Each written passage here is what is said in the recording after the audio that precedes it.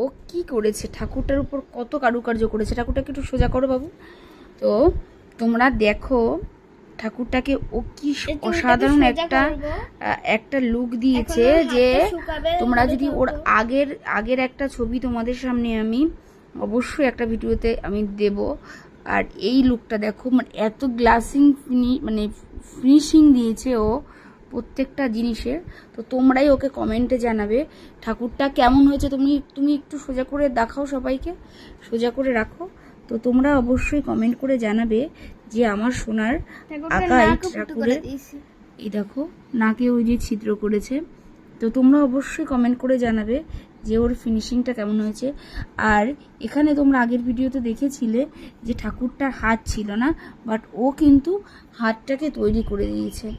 ঠিক আছে, তোমরা আগের ভিডিওটা দেখেছো আর এটাও দেখছো। তো হাতটা কেমন হয়েছে তোমরা অবশ্যই কমেন্ট করে জানাবে, ঠিক আছে।